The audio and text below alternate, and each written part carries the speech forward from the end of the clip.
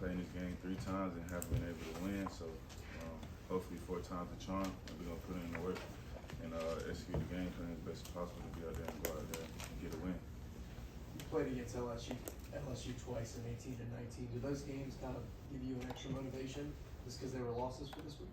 They most definitely do, and we know LSU is a great team. Last time we played them in 2019, they gave us a beat down and left a bitter taste in our mouth. So I was here for that, and it definitely gives me a little extra motivation for this game as well. Yeah, I guess kind of following up on what Jordan asked, how do you kind of reconcile the fact that y'all have accomplished so much when for the Bowl National Championship, but y'all still haven't been able to crack that SEC championship there? I mean, what would this mean for this group of seniors to kind of check out that last box? It will honestly mean a lot. You know, Coach Smart just tells us how hard it is to actually win the SEC championship. We only have one SEC championship to go along with one national championship, and you know, I think we played in the SEC championship about five times since Coach Smart has been here. This will be the 5th, I think. And he just lets us know how hard it is to actually win, and that's just a testament to the kind of conference that we play in, the best conference in college football, in my opinion.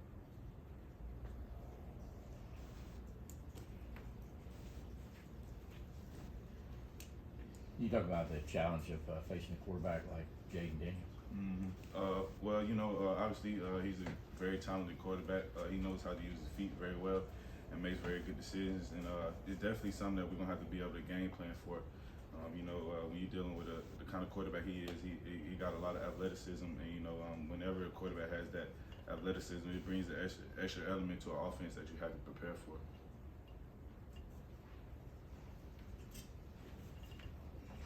Following up on Jaden Daniels, it seems like every week we're asking y'all about placing a mobile quarterback, guys that can extend plays. Do you feel like that's different in college football now compared to even what it was when you first started? Yeah, it's definitely different. You know, the mobile quarterback is definitely becoming more prominent in football, period. And, you know, it's just something that you have to game plan for at this point. You know, it's something that you get used to. I think this year we probably face more mobile quarterbacks than any other year. So, you know, it's just something you're gonna have to get used to. You know, it's definitely a great asset for quarterbacks to be able to get outside the pocket and make extra plays. We see it in the NFL all the time. Lamar Jackson, Pat Mahomes, Josh Allen, probably 3 of the top best quarterbacks in the NFL right now. And, you know, you see what type of challenges they present for defense. Hey Chris, I was wondering, being that you guys had a 12 o'clock game last week, you know, LSU played 8 in the night. Was that one of those situations where a lot of you guys would watch that game, and if so, kind of what things were you looking for? I definitely watched the game. You know, a great game. Texas A&M was able to come out on top, but you know, LSU had a great game as well. We know they're a very talented team. Both of those teams are very talented, and you know, I definitely every time after we have an early game, you know, I always watch games. I was able to watch my little brother then play.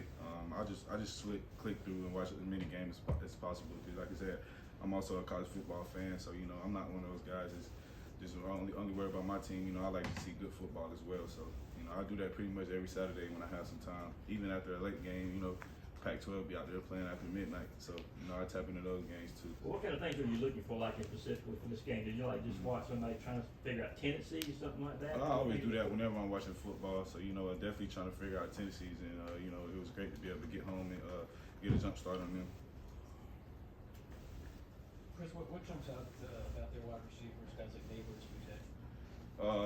Like I say, LSU is probably one of the most athletically gifted teams in college football. You know, it speaks in their wide receivers as well. You know, they got Coach Hank over there that used to be over here last year, and I know he does a great job with those receivers, and they're going to come ready to play.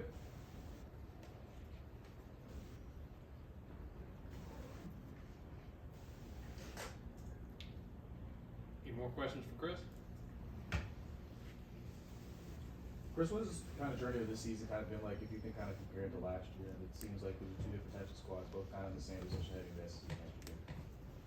It's been pretty great. Like you say, it's definitely 2 totally different squads, and you know, but like you say, it just boils down to the culture that we have around here, and that's something that hasn't changed. And you know, we just carry that on from each team that we have each year. And, you know, we was glad to finish the regular season 12-0, but job not finished at all. We want them 3 extra games, and we're gonna do everything possible to be able to get them.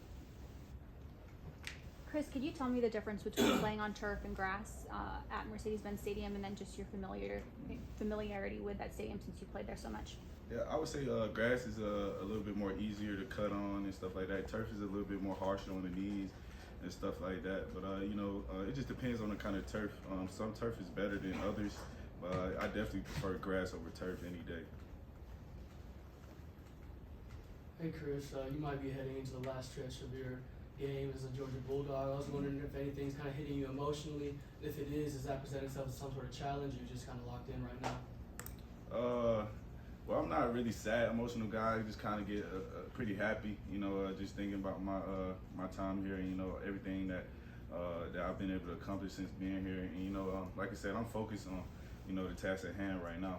I'll worry about the emotions and all that when it's time for it. But like you say, job's not close to being finished for us, so we just got to keep pushing right now.